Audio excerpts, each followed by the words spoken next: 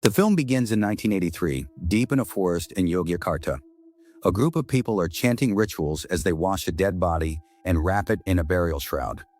The scene then cuts to 1996, where a man takes something out of a chest and shows it to his grandson, Hao. The grandfather explains that it's a lantar leaf, something that was used for writing during the ancient Majapahit era. He calls it a catalyst. Then he gives Hao a special instruction. While he is meditating and traveling into another world, Hao must watch over his physical body. After that, the grandfather begins meditating very carefully. A little while later, Hao's mother tells him that Rita is waiting outside. Hao looks at her through the window and leaves his grandfather alone to go meet her. Meanwhile, something enters the grandfather's room and the lantar leaf flies out through the window. Then something strange starts happening to the grandfather's body. The scene cuts to 2013. Hao and Rita are now grown up. Rita tells him that all the tickets for today's seminar are sold out. Hao wants to go on a tour, but Rita asks him to stay until Thursday's seminar is finished. She also mentions that she's already paid in advance for a new camera. They both get ready for the seminar, and Rita fixes Hao's messy hair. Hao begins his seminar, titled Introduction to Retrocognition. He explains that retrocognition is the ability to gain knowledge about past events. One participant asks if it's the same as astral projection. Hao explains that in astral projection, the soul leaves the body and travels to another dimension. But in retrocognition, the subconscious mind enters a spiral of time, almost like time travel. Hao further explains the importance of a catalyst in the retrocognition process. A catalyst acts as a bridge between the past and the present, recording events at an atomic level and flowing through electromagnetic pulses. People with special abilities can use their Karen to witness the past from the original owner's point of view. Someone asks if Hao actually enters the person's body. Hao clarifies that he doesn't control the body, he simply observes it, something he calls hitchhiking. He also makes it clear that he cannot change the past. His Karen is just an invisible shadow that neither controls anyone nor communicates with them. From the outside, it looks like the person is asleep during this process, but it consumes a huge amount of mental energy. Then someone asks, what if a person fails to return from the past? Hao suddenly turns serious, and the scene flashes back to the day his grandfather never came back and died. Back in the present, Rita announces the end of the seminar. After it's over, Mr. and Mrs. Sujatako approach Hao. They tell him that their daughter Sari went missing from school 2 days ago, and despite searching everywhere, they still can't find her. Mr. Sujatmiko suspects that his daughter may have run away with a boyfriend. But as a mother, Mrs. Sujatmiko refuses to believe that for a second. The two of them get into a heated argument over their daughter's disappearance. Rita realizes that they are asking Hao to go 2 days back into the past and find Sari. Mr. Sujatmiko insists they should go to the police, but Mrs. Sujatmiko desperately begs Hao for help instead. The scene cuts to night. They arrive at Sari's school where they meet her class teacher, Mrs. Wati. Even though entering the school at night is strictly forbidden, she allows them in after seeing their situation. Mrs. Wati takes them to the same room where Sari was last seen. She regrets not sending Sari home earlier that day. Hao promises Sari's mother that he will do everything he can to find her. He sits down at a machine and asks for something that belongs to Sari, a catalyst to begin the retrocognition process. Mrs. Sujatmiko hands him a pair of Sari's scissors. Hao prepares for meditation, while Rita starts recording everything on camera. As Hao enters a deep meditative state, he connects with Sari's body from 2 days ago. He sees that night, Sari sitting alone in the school, quietly working on her sewing. Mrs. Wati notices her, tells her not to stay too long, and leaves. Now alone, Sari suddenly hears loud banging on the door. She asks, "Who's there?" but gets no response. The knocking continues, growing more aggressive.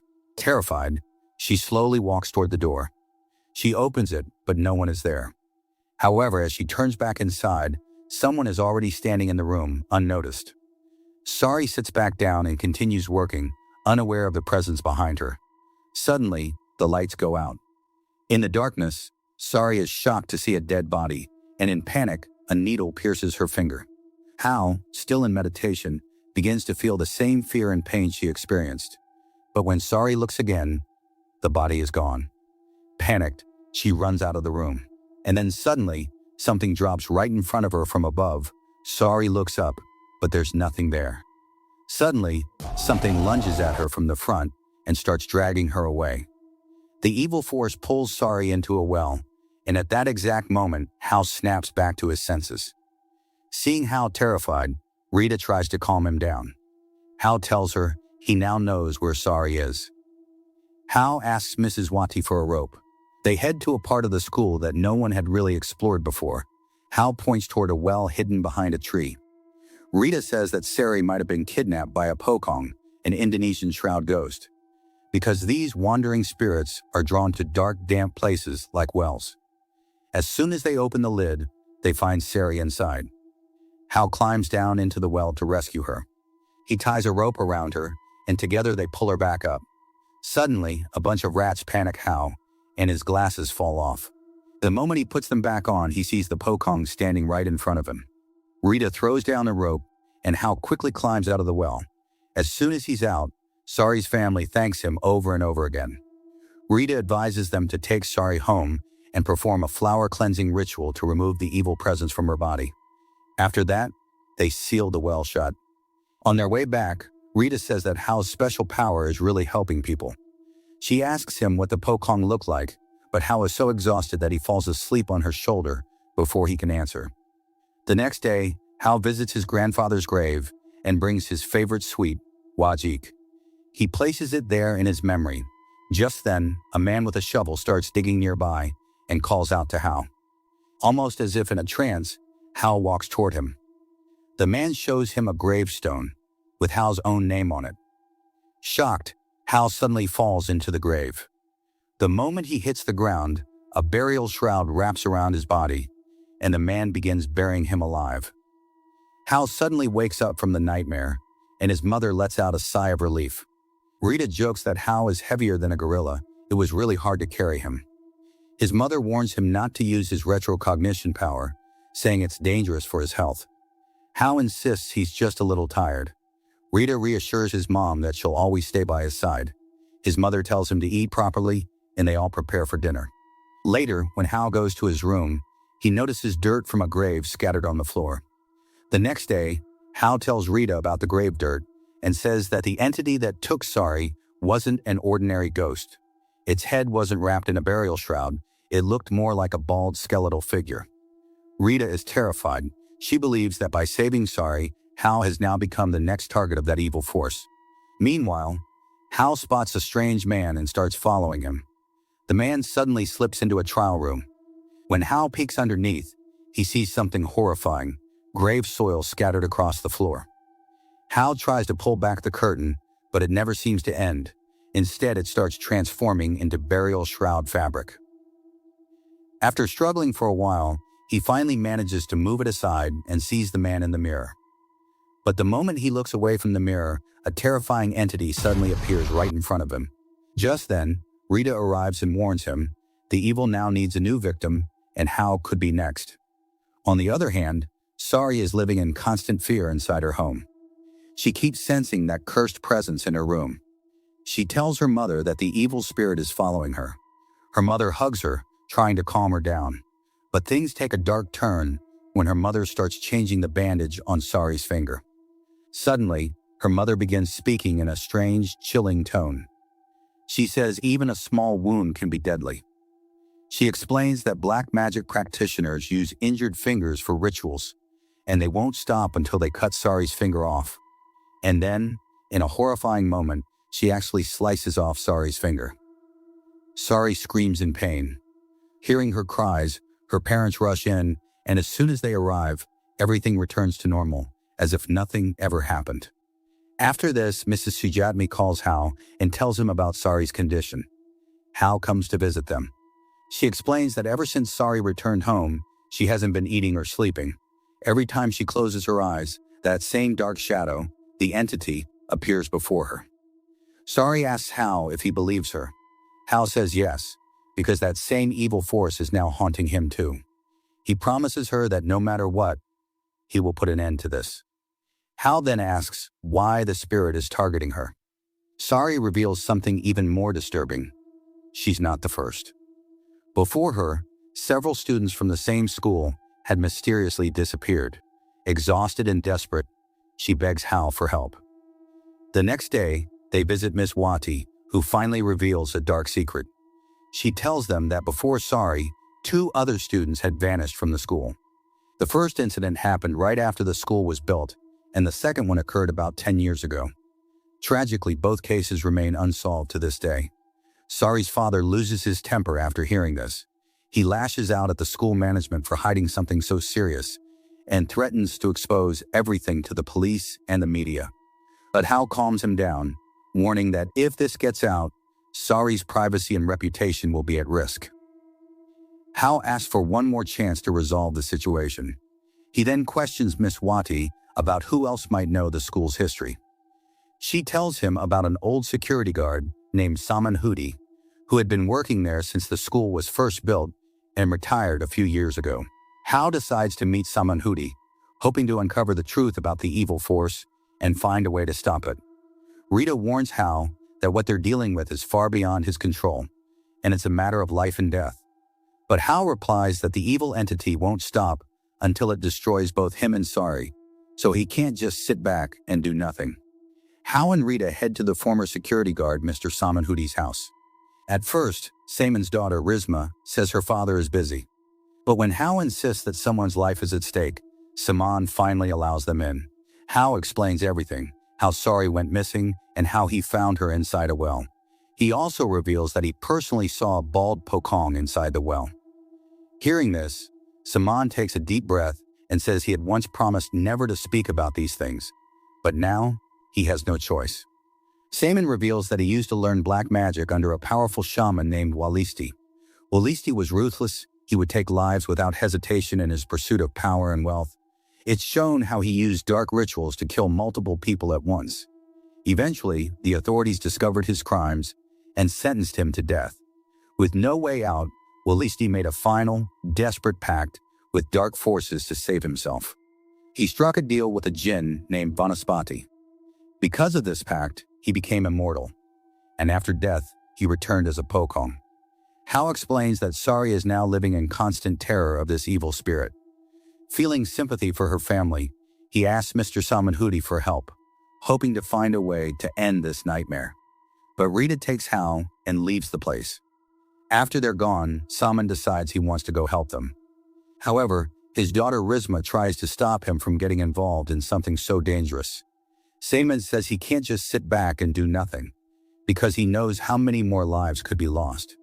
The villagers don't see him as a good man, so before he dies, he wants to do at least one good deed to atone for his sins. Saying goodbye to Rizma, he sets out. Meanwhile, on the way, Rita warns Hal that he's taking a huge risk by messing with retrocognition. She reminds him of what happened to his grandfather and refuses to be part of something so dangerous. Then she leaves him behind. Just then, Saman arrives and tells Hal, "Let's send this demon straight to hell." On the road, Saman reveals that after his wife's death, he gave up all his occult practices and repented. No one ever imagined that a high school would be built over Walisti's grave. Saman explains that Walis returns every 10 years to find a new victim, stealing souls through their fingers. He also says this evil entity only targets people whose Japanese birthday matches Walisti's Tuesday Kliwon. Hal is shocked, because that's his birthday too. Saman wants to fix his past mistakes. When Hal asks about the plan, a mysterious voice suddenly comes through the car radio. The announcer calls out both Hal and Saman by name, saying their time is up. Hal turns off the radio, but then strange noises start echoing inside the car. He steps out and opens the trunk, but everything looks normal. Still, he's terrified. He gets back in and tries to start the engine, but it won't turn over.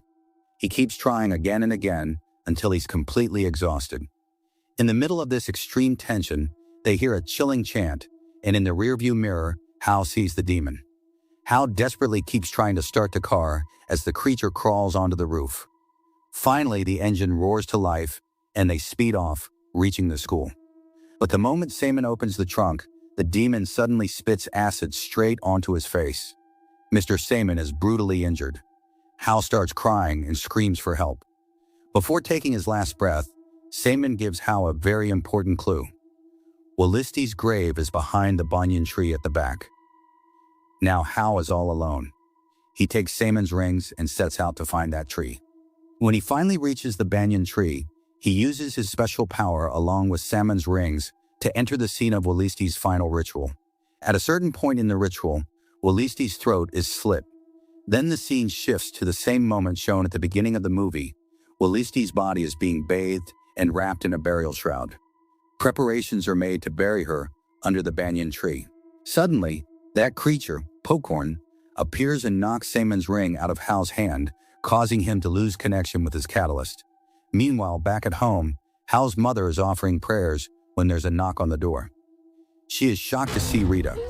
Rita asks where Hal is, and his mother tells her he has gone to school. Hearing this, Rita gets angry because Hal went there alone despite knowing the danger. At the same time, that evil force drags Hal inside a well. Rita rushes to the school, calling out Hal's name like a madwoman. Inside the well, Pocong is chewing on Hal's finger. You might remember Saman mentioned that this creature sucked a person's soul through their fingers. While searching, Rita reaches the banyan tree, where she finds a shovel and Saman's rings. Meanwhile, Pocong is slowly draining Hal's soul. Seeing the well open, Rita goes closer and finds Hal inside. She climbs down using a rope. Suddenly, Hal, who was floating in the air, falls down. Rita reaches the bottom.